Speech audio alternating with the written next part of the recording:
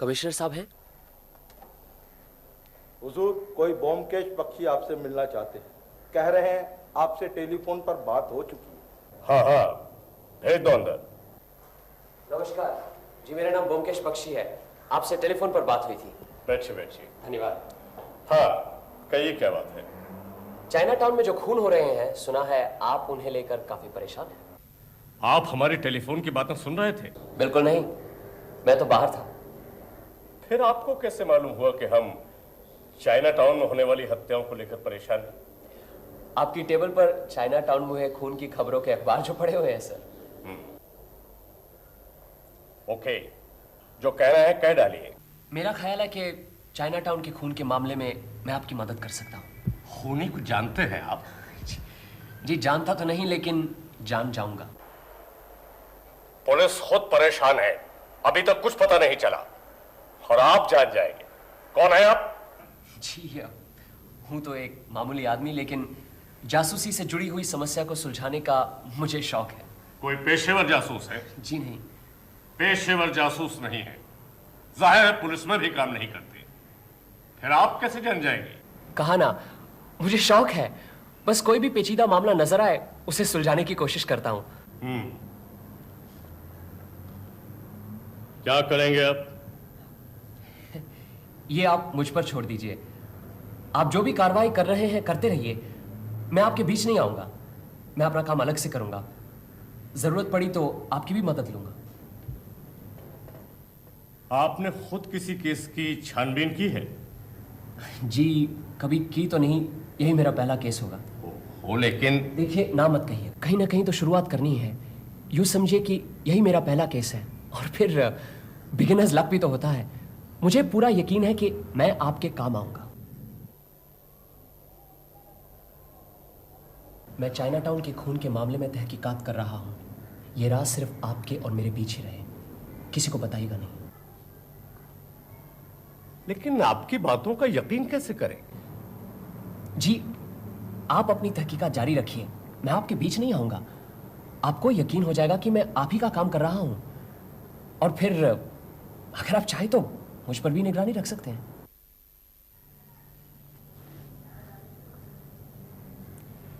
Okay young man, go ahead. Wish me good luck sir. Good luck. Byomkesh Bakshi. Good luck Byomkesh Bakshi.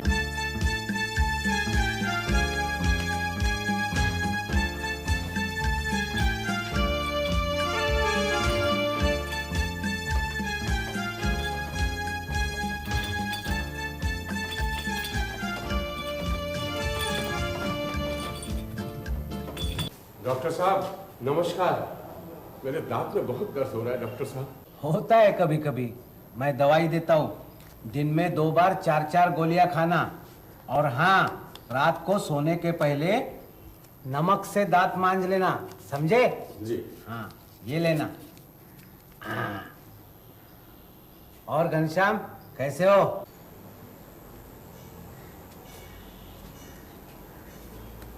अनुकूल बाबू doctor तो अच्छे हैं, कम से कम अपने लॉज के लोगों से दवाई का पैसा तो नहीं लेते। पैसा लेकर करेंगे वो क्या? न बीवी न बच्चे। ये अच्छी कही।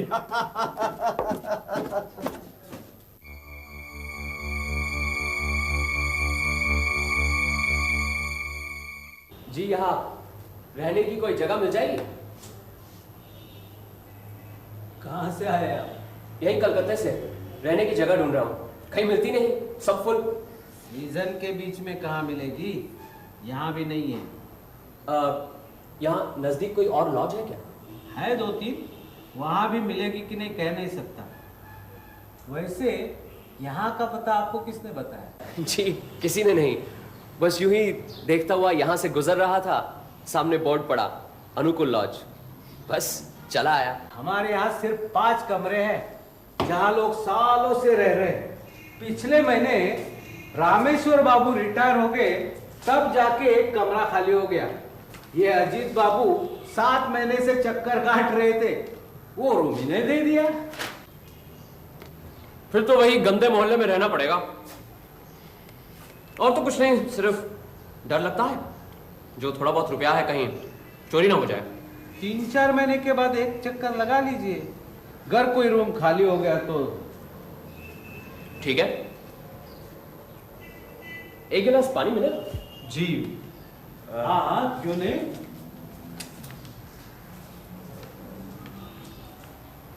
आपके ध्यान में है कोई जगह? नहीं, कोई खास जगह तो नहीं।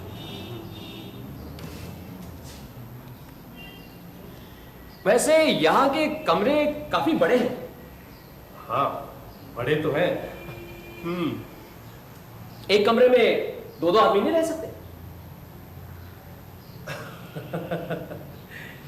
शायद कोई राजी नहीं होगा। आप चाहे तो मेरी मदद कर सकते हैं। जी? मैं कमरे का पूरा भाड़ा देने को तैयार हूं, प्लीज। लेकिन आपको मेरे साथ रहने में परेशानी होगी। जी, परेशानी की क्या बात है, नेकी और पूछ पूछ, फिर ऐसा मौका बार बार थोड़ी मिलता है। कितना एडवांस चाहिए आपको? अरे अभी रहने दीजिए, जल्दी भी क्या है। और फिर एडवांस तो लॉज के मालिक को देना है। अच्छा, पानी। आपका नाम क्या है? मेरा नाम मेरा नाम मनोज कुमार। मनोज कुमार। कहाँ काम करते हैं आप? बस रहने की जगह मिल गई, अब काम भी मिल जाएगा। वैसे नौकरी की उम्मीदवारी कर रहा हूँ। आप? अजीत कुमार बनर्जी। कहाँ काम करते हैं? कहीं नहीं, तभी तो यहाँ बैठा हूँ बेकार। वैसे लिखने का काफी शौक है मुझे। मैगजीन पत्रिकाओं में कभी कभी कुछ छप जाता है। डॉक्टर बाबू, इनकी परेशानी देखकर मैंने इनसे कहा क्यों ना हम दोनों एक साथ मेरे कमरे में रहें। ये राजी हैं। आपकी बड़ी मेहरबानी होगी डॉक्टर बाबू। एक ही कमरे में दो आदमी? हाँ डॉक्टर बाबू, कमरा बहुत बड़ा है और फिर हम दोनों हम उम्र हैं, वक्त कट जाएगा। सोच लीजिए, कोई अपने कमरों में दूसरों को नहीं रखता। कोई बात नहीं डॉक्टर बाबू, मुझे कोई एतराज नहीं। मुझे भी। खैर, जब आप दोनों राजी है तो मुझे क्या, आधा आधा पैसा बांट लीजिए। जी, जाइए अपना सामान ले आइए। धन्यवाद।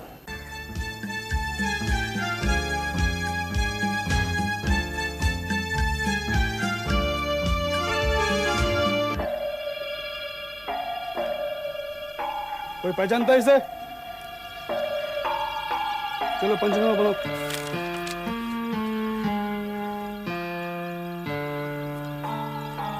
अरे इतनी जल्दी आ गए आप?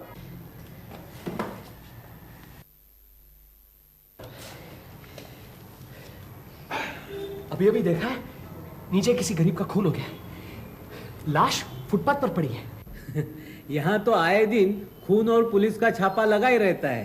हाँ, ये देखिए आज की खबर, 1 खून 4 गिरफ्तार। अजीब जगह, आप लोग यहाँ रहते कैसे? डर नहीं लगता? आज ही के अखबार में आया है, यहाँ कोई कोकेन का खुफिया धंधा चला रहा है। सारे शहर में यही कहीं से माल जाता है। यहाँ बेकार और गरीब लोग बहुत है ना, उनके जरिए। लेकिन आए दिन खून। इन चीजों से हमें क्या लेना देना, बड़े शहरों में तो ये सब होता ही रहता है। अजीत बाबू, हाँ? इन्हें अपना कमरा दिखाइए। आइए। चलिए, इस गधे के बोझ से तो छुटकारा मिले। क्या बात है ईश्वर बाबू? कुछ नहीं, यूं ही जरा।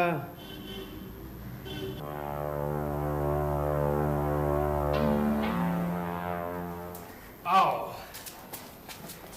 ये कमरा मेरा है। यहाँ एक और खाट डलवा देंगे। आप तो यहाँ 1 महीने से रह रहे हैं। हाँ, यहाँ तो अक्सर खून होते रहते हैं, कभी कुछ देखा है? नहीं। आपकी इस खिड़की से तो नीचे सब साफ नजर आता है। यहीं पे तो देखा सुबह कोई मरा पड़ा है। होगा, हमें तो सब कुछ अखबारों से पता चलता है। अच्छा मनोज बाबू, यहाँ दोपहर का खाना सिर्फ मैं खाता हूँ, बाकी सब लोग 10 बजे तक खा पी कर ऑफिस चले जाते हैं। आप कब खाना चाहेंगे? आज सुबह के खून को लेकर अब तक 4 खून हो चुके हैं। आपको तो लगता है हमसे ज्यादा मालूम है। खैर, शाम को 8:30 बजे सभी लोग इकट्ठा खाते हैं, यही यहाँ का नियम है। अच्छा, आपके मन में कभी कोई दिलचस्पी नहीं पैदा हुई? खूनी कौन है, उसका मकसद क्या है? नहीं तो, लेकिन आप क्यों इतना परेशान हो रहे हैं? सचमुच डर गए क्या? नहीं नहीं, यहाँ वैसे कितने लोग रहते हैं? हम 5 और आप छठे हुए। सबसे पुराना कौन है? मेरे अलावा यहाँ सभी लोग 6-7 साल से रह रहे हैं। आज रात को खाने की टेबल पर सबसे परिचय होगा। अच्छा। ये नौकर के लिए घंटी है। आज आपको कहीं जाना तो नहीं? नहीं, कहीं खास नहीं। क्यों?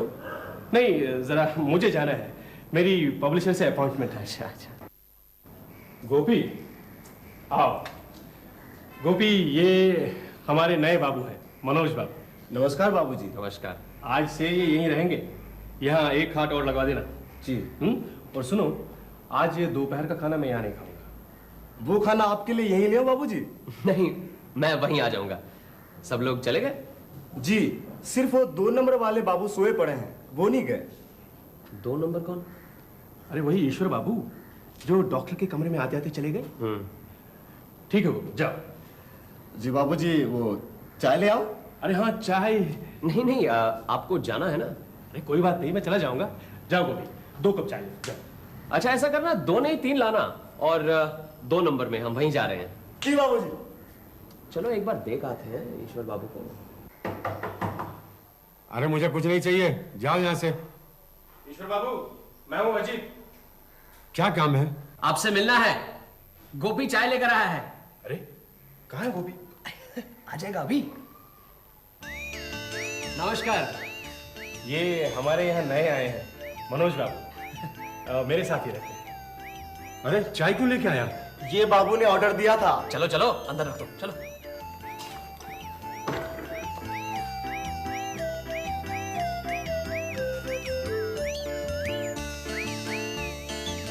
अरे मनोज बाबू, बैठ। नहीं नहीं, आप बैठिए बैठिए बैठिए।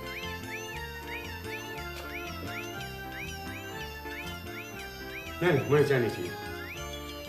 अच्छा ला ला। क्या बात है ईश्वर बाबू? नीचे से डॉक्टर बाबू को बुलाऊं, या आप कहें तो बाहर से डॉक्टर घोष को बुलाता? नहीं नहीं, उसकी कोई जरूरत नहीं है। नहीं, आज सुबह भी आप कुछ घबराए हुए थे। घबरा तो सुबह मैं भी गया था। आज पहला दिन है। सुबह आते ही देखा लॉज के बाहर लाश पड़ी हुई।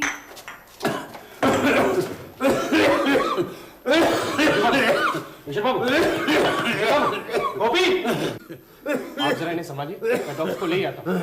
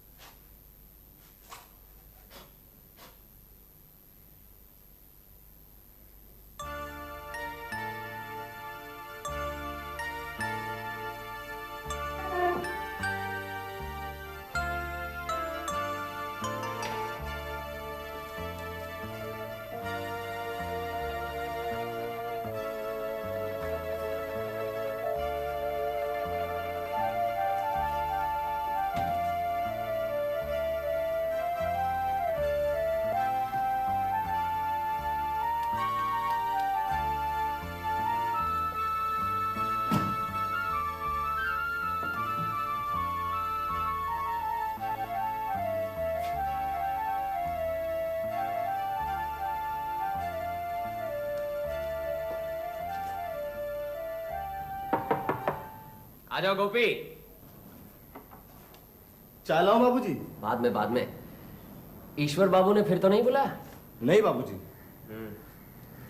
अच्छा एक बात बताओ, ये 1 नंबर में कौन है? घनश्याम बाबू। वही जो अक्सर पान खाते रहते हैं? जी बाबूजी। हाँ। मुझे घनश्याम बाबूजी के लिए रोज सुबह में 20 पान बनाने पड़ते हैं और शाम को 10। अच्छा। बहुत अच्छे आदमी है। हाँ। मुझे कभी कभी बख्शिश भी देते हैं। और कौन बख्शिश नहीं देता? अब उसमें क्या है बाबूजी, जो आदमी बख्शिश नहीं देता ना सही। अब इस कमरे के अजीत बाबू को ही ले लीजिए, वो कभी बख्शिश नहीं देते हैं, लेकिन आदमी बहुत अच्छे हैं। और खराब आदमी कौन है? अच्छा इधर 3 नंबर में कौन रहता है? जोगेन बाबू। वो अद्भुत आदमी है बाबू, कभी रात के 11-12 से पहले नहीं आते हैं। उनके लिए हमेशा खाना रखना पड़ता है और कभी कभी तो खाते भी नहीं। इतनी रात तक कहाँ रहते हैं? क्या मालूम बाबू, वो खूब कभी कभी तो उन्हें ये भी पता नहीं होता है कि कमरा किधर है और बिस्तर किधर है। वो तो मैं संभाल लेता हूँ वरना। अच्छा बाकी सब शाम को आ जाते हैं? रात को सभी इकट्ठे खाना खाते हैं। चाय लाऊं बाबूजी? अरे चाय की जरूरत होगी तो हम खुद बता देंगे, तुम बार बार चाय क्यों पूछते हो? वो क्या है बाबूजी की आप सबकी चाय बनती है तो उसमें थोड़ा मुझे भी मिल जाती है। क्या बख्शीश? अच्छा ये इधर वाला 5 नंबर? वो तो कभी किसी से बात ही नहीं करते हैं, बस किताब और किताब हमेशा पढ़ते रहते हैं। और छुट्टी वाले दिन तो नहीं बाबूजी, हम वो नहीं बताएंगे। क्यों, क्या करते हैं छुट्टी वाले दिन? आप यहाँ कितने दिन रहेंगे बाबूजी? रहेंगे बहुत दिन। ये रखो बख्शीश। अब खुश? अच्छा अब बताओ, ये 5 नंबर वाले बाबू छुट्टी वाले दिन क्या करते हैं? बाबू वो सुबह से रात के 9 बजे तक कम से कम 10 बार चाय पी जाते हैं। 9 बजे तक क्यों, तुम बाद में भी पिलाते रहो। अरे नहीं बाबूजी, हफ्ते में 3-4 बार रात के 9 से 12 बजे तक बाइस्कोप देखते हैं। और इनके नाम से भी बहुत डर लगता है, भूतनाथ बाबू। भूतनाथ? 9 से 12 सिनेमा? आप ये सब क्यों पूछते हैं, आप भी क्या लिखते हैं? हाँ मैं। और कौन लिखता है? ये कमरे के बाबू, अजीत बाबू। अच्छा देखो गोपी, ईश्वर बाबू का जरा ख्याल रखना। उन्हें किसी चीज की जरूरत पड़े तो उन्हें लाकर देना, या तो फिर हमें बताना। और अगर वे बाहर जाना चाहे तो भी हमें बताना। है उनकी तबीयत जरा खराब है, इसलिए उन्हें बाहर अकेले नहीं जाना चाहिए। ठीक है जी। और सुनो, हाँ चाय नहीं पिलाओगे? अभी लाया बाबू।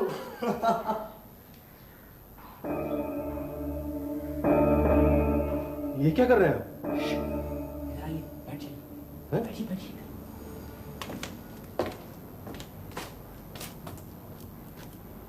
अजीत बाबू एक काम कीजिए, जरा ईश्वर बाबू को दिखाइए क्या कर रहे हैं। चाहिए ना प्लीज, जरा दिखाइए। पर क्यों? नहीं चाहिए ना।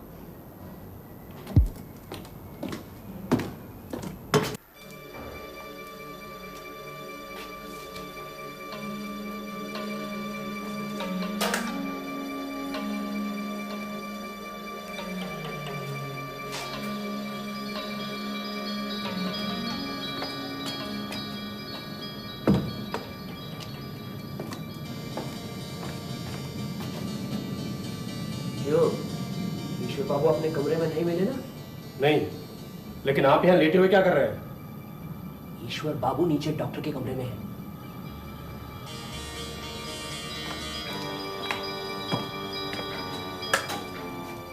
तो फिर आपने मुझे ईश्वर बाबू के कमरे में क्यों भेजा है?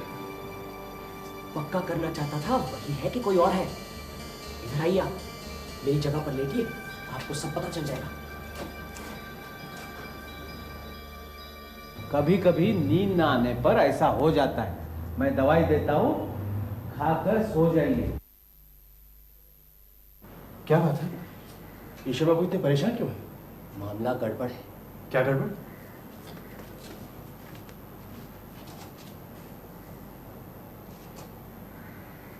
ईश्वर बाबू अपने कमरे में जा रहे हैं। हाँ?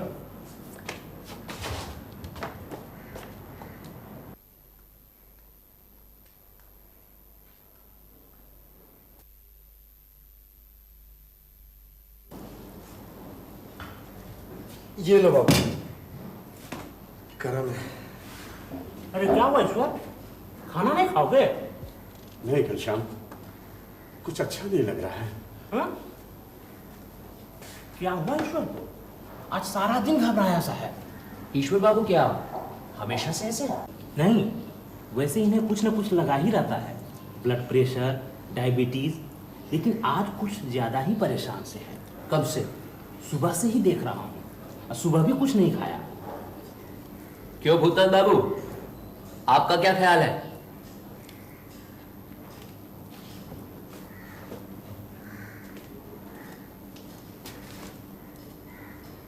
ये ज्यादा किसी से बातचीत नहीं करते। अजीत, अजीत उठो, ईश्वर बाबू दरवाजा नहीं खोल रहे। उठो, चल।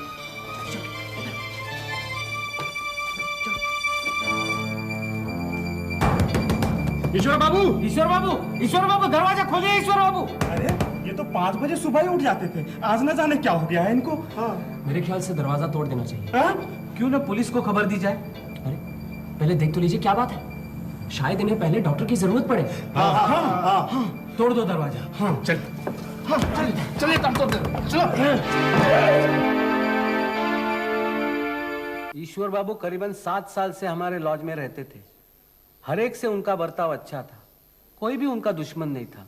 लॉज का 1 रुपया भी बाकी नहीं रखा था, ना किसी से उधार लेते थे। पिछले 1 साल से वो डायबिटीज के मरीज थे, मैं ही उनका इलाज करता था। कल रात को वो कुछ ज्यादा ही परेशान थे। रात को जब वो मेरी डिस्पेंसरी में आए तो बहुत डरे हुए थे, लेकिन बता नहीं पा रहे थे कि क्या बात है। मैंने सोचा रात में उन्हें आराम करने दूं, सुबह देख लूंगा। लेकिन आप क्या समझते हैं, उन्होंने आत्महत्या की? मैं तो यही समझता हूं। मैं नहीं समझता, मुझे पूरा यकीन है कि उनकी हत्या की गई है। कैसे? कोई भी शख्स इतनी बुरी तरह अपना गला नहीं काट सकता। हत्या किसने की ये बता सकते हैं आप? जी नहीं, फिलहाल तो कुछ नहीं कह सकता। और आप? ऐसी हालत में बड़ा ही मुश्किल है कहना कि हत्या करने की वजह बता सकते हैं? जी नहीं, डॉक्टर बाबू ने अभी आपको बताया कि ईश्वर बाबू डायबिटीज के मरीज थे। अब ऐसे मरीज को रात में अक्सर पेशाब करने जाना पड़ता है, इसी तरह वो दरवाजा खोल के बाहर गए होंगे और हत्यारा अंदर घुस आया होगा। बहुत मसरूफ नजर आ रहे हैं अनुकुल बाबू, क्या नई दवाइयां हैं? हाँ, जर्मनी से आई है। हम ईश्वर बाबू के मौत के बारे में कुछ मशवरा करने आए हैं। अच्छा हो गया आप लोग आ गए, मेरी भी यही इच्छा थी। अब आप ही बताइए घनश्याम बाबू, क्या किया जाए? ईश्वर बाबू तो आपके करीबी दोस्त थे। मैं क्या बताऊं, मेरी तो कुछ समझ में नहीं आ रहा, इसीलिए तो हम लोग आपके पास आए हैं। मेरे दिमाग में 3-4 बातें घूम रही हैं। क्या? पहली बात ये कि क्या ये हत्या लॉज के बाहर के किसी आदमी ने की है? मुझे ऐसा नहीं लगता, क्योंकि लॉज का दरवाजा रात को 9 बजे बंद हो जाता है और ईश्वर बाबू की मौत रात 11 बजे के बाद हुई है। अच्छा, मान लो कि बाहर का कोई आदमी आ गया हो और हत्या उसने की, लेकिन जिस तरह की हत्या हुई है, क्या ईश्वर बाबू चिल्लाएंगे नहीं? आप लोगों में से किसी ने उन्हें चीखते सुना? नहीं, चीख तो कोई नहीं सुनी। इसीलिए मैं समझता हूं कि बाहर का कोई आदमी नहीं हो सकता। अब रहे लॉज में रहने वाले, आप लोग सब तो पुराने रहने वाले हैं, सालों से रह रहे हैं। मुझे तो ऐसा लगता नहीं है कि आप में कभी कोई मारपीट हुई हो, और फिर ये तो हत्या का सवाल है। हाँ, सिर्फ मैं नया हूं, कहीं मुझ पर तो शक नहीं?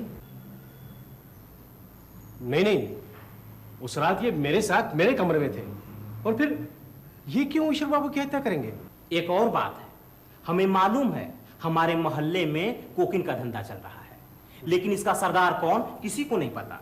हाँ, अखबार में तो यही कुछ छपता रहता है। मुझे अब ये लग रहा है इस धंधे का सरदार ईश्वर बाबू थे।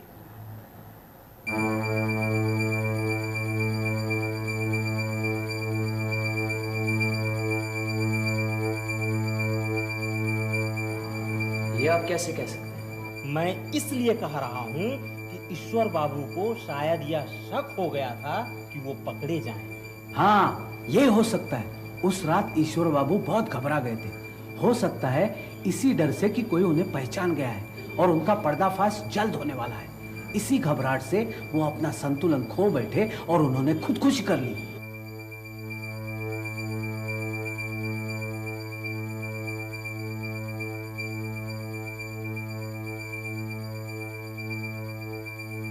चलिए यही रिपोर्ट थाने में लिखवा देते हैं।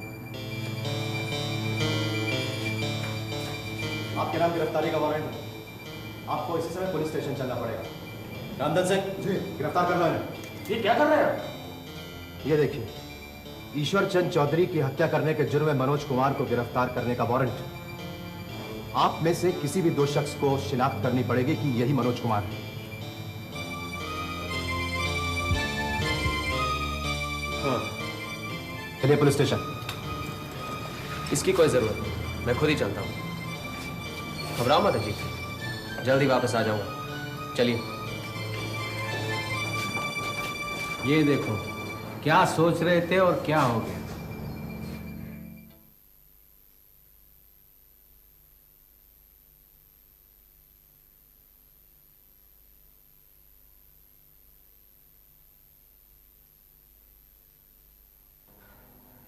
अरे तू? हाँ मैं। पुलिस ने काफी परेशान किया, बड़ी मुश्किल से छूट के आ रहा हूं। तुम कहाँ जा रहे हो? वकील के पास। मेरे लिए? हाँ, नहीं तो मुझे क्या जरूरत पड़ी किसी वकील की? अभी उसकी कोई जरूरत नहीं। आओ। अरे आइए आइए डॉक्टर बाबू, आइए देखिए, खोटे सिक्के की तरह वापस आ गया। आप आ गए? बड़ी खुशी की बात है। शायद आप निर्दोष भी हैं, लेकिन हमारे लॉज में आपका रहना। बिल्कुल ठीक कह रहे हैं आप। पुलिस को मुझ पर शक है। हो सकता है पुलिस आपको भी लपेट ले। आप कहे तो आज ही चला जाता हूं। क्या कह रहे हैं मनोज बाबू? अजीत बाबू, डॉक्टर बाबू का कहना ठीक है, और फिर इन्हें अपना लॉज भी चलाना है।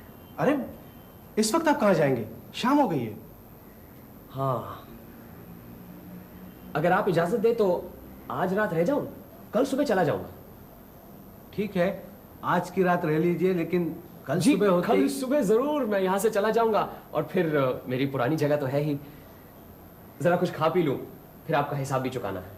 धन्यवाद। मैं नीचे मेरे कमरे में हूँ। जी बहुत अच्छा। अजीत बाबू, हाँ? खाने के लिए यहीं कुछ मंगवा लेते हैं, जरा आप जाके ले आइए। ठीक है।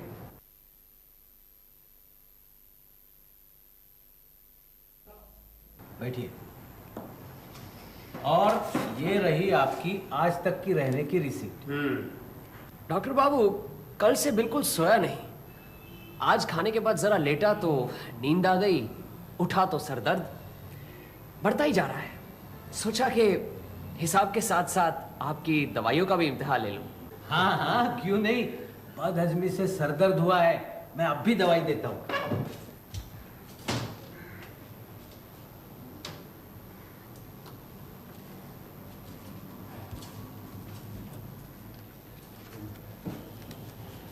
ये लीजिए, और आज रात को कुछ न लीजिए, ये दवाई खाकर सो जाइए। अच्छा, ये लीजिए आपके पैसे। नहीं नहीं, इसके पैसे की जरूरत नहीं है। नहीं नहीं, मैं तो भाड़े के पैसे दे रहा हूँ। हाँ। और अजीत बाबू, हाँ? ये आपके लिए दवाई। मेरे लिए? हाँ, तबीयत ठीक रहेगी, सोते समय लेना। ले लो ले लो, होम्योपैथी की दवाई से कभी किसी को कोई नुकसान नहीं हुआ।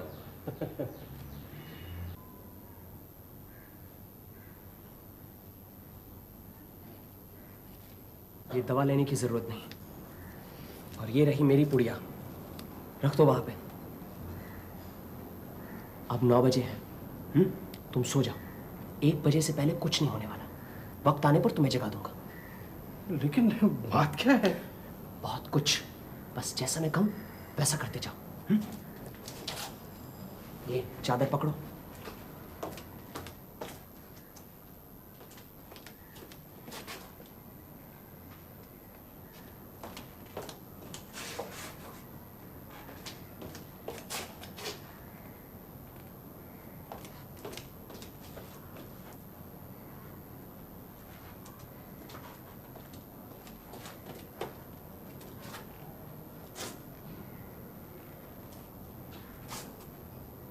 लाओ, चादर रख दो इसमें।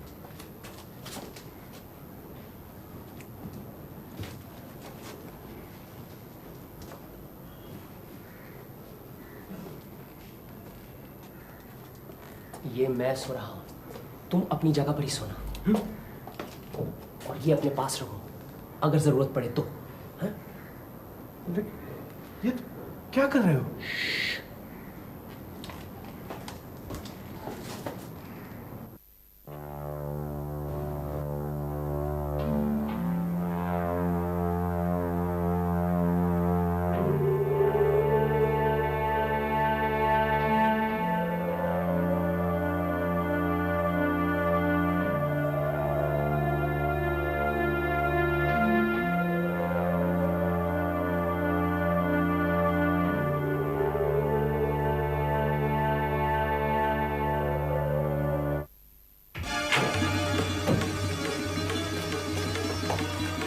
अफसोस की बात है कि आप जैसा धूर्त आदमी हमारी चाल में आ गया। खबरदार, हिलिएगा नहीं और अपना छुरा नीचे डाल दीजिए। मैंने कहा छुरा नीचे डाल दीजिए और हाथ ऊपर कीजिए। अजीत बाबू, उधर की खिड़की खोल दीजिए। नीचे पुलिस तैयार खड़ी है, खिड़की खुलते ही यहां आ जाएगी। पुलिस क्या करेगी? मेरा गुनाह क्या है? कोई खून किया तो नहीं है? गुनाह क्या एक है, लंबी फहरिस्त है। इंस्पेक्टर साहब, इस डॉक्टर बाबू को बोमकेश बख्शी का खून करने की कोशिश के अपराध में गिरफ्तार कीजिए। कौन बोमकेश बख्शी? मैं। तुम? हाँ। ये सब बकवास है। पुलिस और इस आदमी की साजिश है, जो अपने आप को कभी मनोज कुमार और कभी बोमकेश बख्शी कहता है। मुझ पर झूठा आरोप लगाया जा रहा है। मैं देख लूंगा। अदालतें खत्म नहीं हो चुकी है। मैं तुझे छोड़ूंगा नहीं, लंदन तक जाऊंगा। खर्चे की मुझे परवाह नहीं है। खर्चे की परवाह क्यों करने लगे? आखिर कोकेन के धंधे के पैसे जाएंगे कहां? इंस्पेक्टर साहब, ये दवा की पुड़िया भी रखिएगा, जरूर इसमें मॉर्फिन मिला हुआ है। नहीं, इन्होंने हमें आज रात खाने के लिए दी थी। इसकी केमिकल जांच करवाइएगा और अपनी फर्स्ट इंफॉर्मेशन रिपोर्ट लिखिए। अरे आ गए हम। हाँ, आप ही ने तो कहा था 7-8 दिन लग जाएंगे। हाँ कहा तो था, लेकिन 4 दिन में काम हो गया। कोई आया था? नहीं। ठीक है, जाओ चाय लाओ। जी बैठो जी। ये है मेरे रहने की जगह। जगह तो बहुत अच्छी है। कब से रह रहे हो यहाँ? 2 साल हो गए। बस कुछ दिन तुम्हारे लॉज में मनोज कुमार बन के रहना पड़ा। ये सत्यन्वेषी क्या है? सत्यन्वेषी ये ऐसा है कि भाई डिटेक्टिव कुछ जमता नहीं और जासूस कुछ पुराना सा लगता है ना, इसलिए मैंने अपना उपनाम यानी कि टाइटल सत्यन्वेषी रखा है। सत्य की खोज करने वाला। लो अच्छा चाय पियो।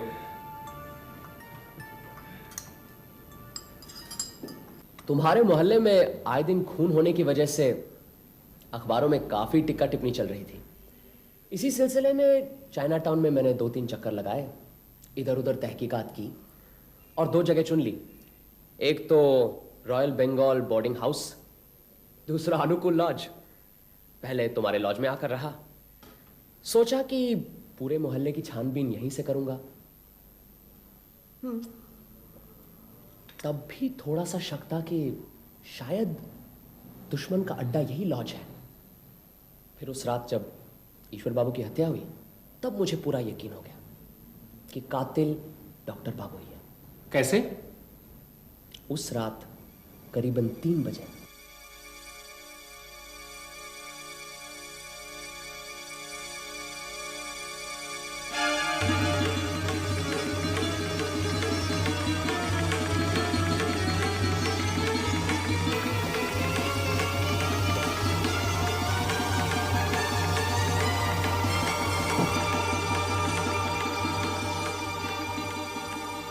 तुम्हें कैसे पता चला कि ईश्वर बाबू ने ये सब देखा? सुनो तो सही। दूसरे दिन सुबह सुबह ईश्वर बाबू डॉक्टर से मिलने आए थे। उस दिन मैं अपना सामान वगैरह लेकर तुम्हारे पास बैठा हुआ था। हमारे सामने तो कुछ कह नहीं पाए, चले गए। दफ्तर से लौटने के बाद डॉक्टर से मिलने का मौका ढूंढ रहे थे। आखिर मौका मिला रात को। उस समय मैं हमारे कमरे के फर्श पर लेटा बातें सुन रहा था। कल रात करीबन 3 बजे मैंने अचानक अपनी कमरे की खिड़की से देखा कि आप किसी का खून कर रहे हैं। मैं तो हक्का बक्का रह गया। कहीं ये सब गलत है? वो आप नहीं थे? आप बहुत परेशान लग रहे हैं ईश्वर बाबू, जाइए आराम कीजिए। नहीं डॉक्टर बाबू, कहिए आपने हत्या नहीं की, वो आप नहीं थे, तभी मुझे शांति मिलेगी। नहीं नहीं, वो मैं नहीं था। लेकिन मैंने ऐसा क्यों देखा? आप बहुत घबरा गए ईश्वर बाबू, कभी कभी नींद ना आने पर ऐसा हो जाता है। मैं दवाई देता हूँ, खाकर सो जाइए, और कल सुबह तबीयत ठीक न लगे तो मुझे बताइए। हाँ, जाइए अभी। फिर ईश्वर बाबू कमरे में आकर सो गए। करीबन आधी रात या उसके बाद कुछ ऐसा हुआ होगा।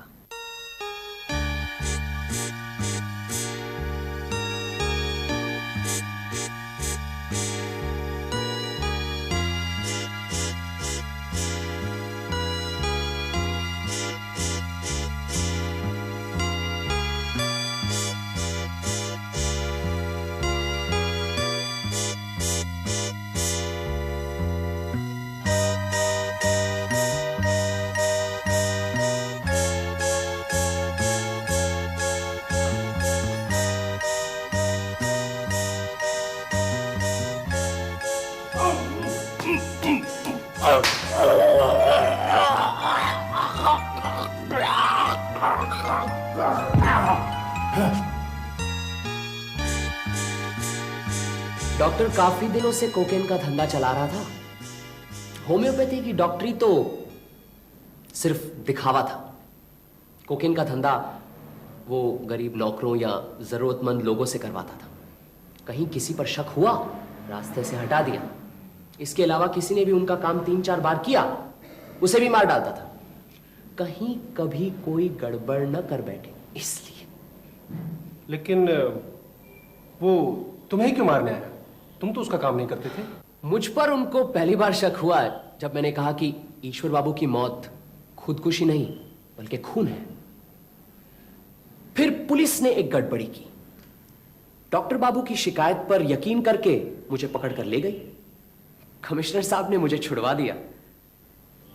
जब मैं वापस लॉज आया तब डॉक्टर बाबू को यकीन हो गया कि मैं उनकी कलई खोलने वाला हूं। उन्होंने मुझे भी मार देना चाहा।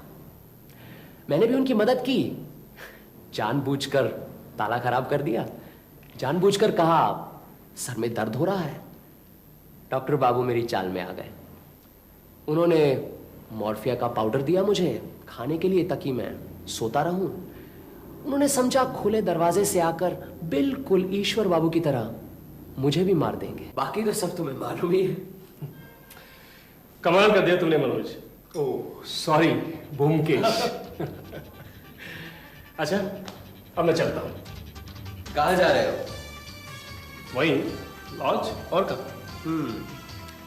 अब तो तुम्हें वो लॉज छोड़ना पड़ेगा। मैं तो कहूंगा यहीं आ जाओ मेरे साथ। मैंने तुम्हें लॉज में रहने दिया, वो कर्जा चुका रहे हो? ऐसी बात नहीं है। कुछ दिन तुम्हारे साथ रहकर ऐसा लग रहा है कि अकेले कुछ अच्छा नहीं लगेगा। सच? बिल्कुल सच। फिर तो मैं अपना सामान लेकर यहीं आता हूँ। साथ मेरा सामान भी ले आना, वहीं पड़ा है।